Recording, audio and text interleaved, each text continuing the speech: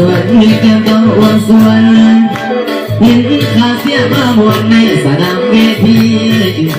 ให้บอกมีสามีให้ยกมือขึ้นแดงเวลาอยู่นู่นมีบอกผู้สาวแก่ลืมไปหาหัวปลาขันบอกมีแค่ยับมาดังน้ำใจไกล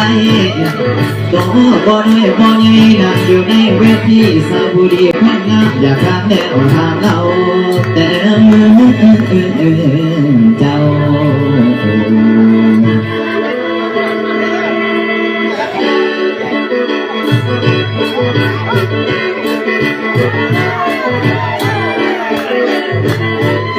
คอยสงสัยเด้อสงสัยว่าคอยสิได้ครูไหม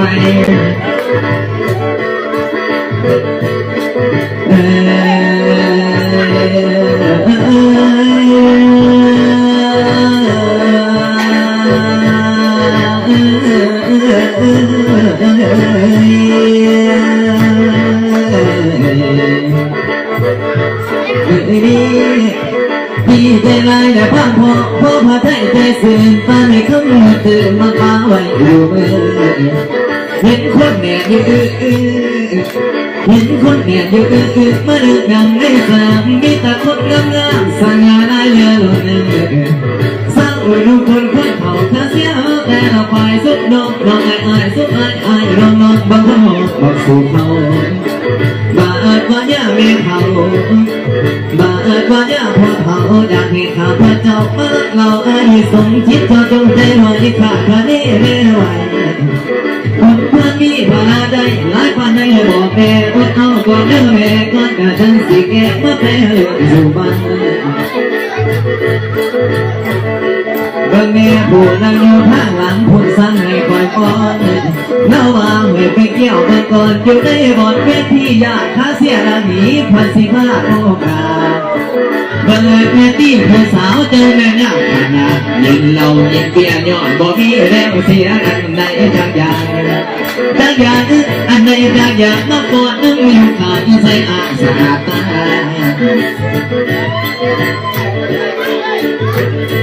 เป็นแม่บ้านเป็นแฟนไทยหวานคือมาขับได้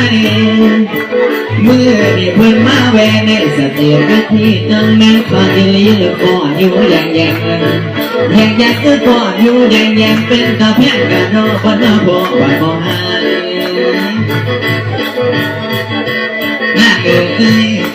เจ้าผู้ตาหวานส่งสิขอลบผู้จัดหน่อยสิขอต้อนต่อยฝ่าพาเจ้าอย่าสินี้เพิ่นแม่สิยับไปกว่าตีเกี่ยวผู้สาวสาวน้อย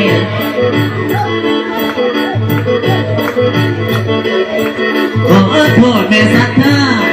บัดนี้พาสิพอดไปต่อยบ่ห่างนั่งนี้เห็นผู้สวยสมปียิ้มขึ้นแย่งคอแย่งคอยิ้มขึ้นแย่งคอว่าเลี้ยวโอ้ลำแล้วบ่มีแบบดอกว่าใดนั่ง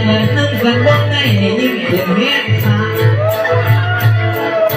โอ้ยแม่เฒ่าเนาะเอ้ยดวงว่าไปลงมาอีกจนสั่นเป็นสายเบิ่งไปหมอลังสายที่ใบแก้วเพิ่นแม่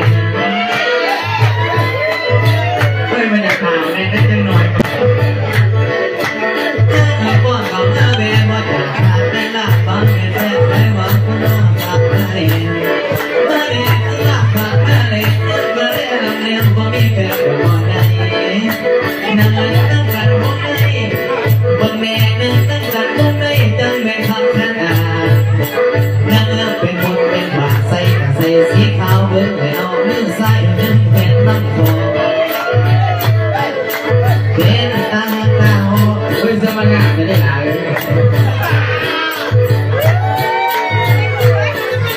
เป็นตาตาจะถูกจะส้มเบิกแต่เผาขอพวกไอ้น้ำแค่น้ำไหลน้ำแค่น้ำไหลป้อนน้ำอยู่ใกล้ๆได้เจ้าจะแม่ดีไอ้สมัครเขียนอ่อนไม่ได้หลาย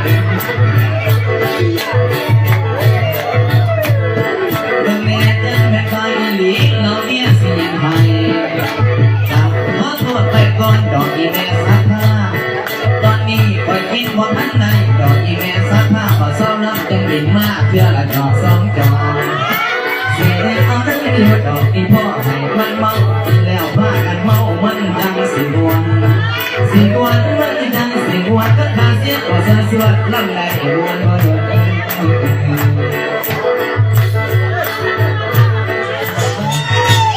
อีแม่เอ้ย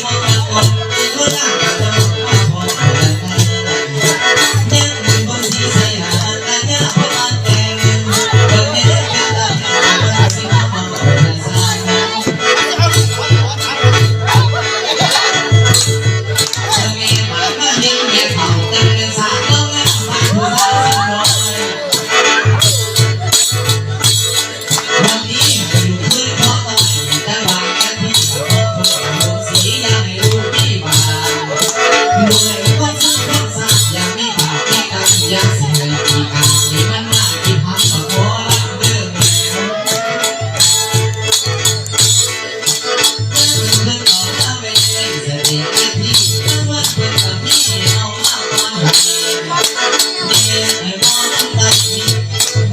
Ghiền Mì Gõ để không bỏ lỡ những video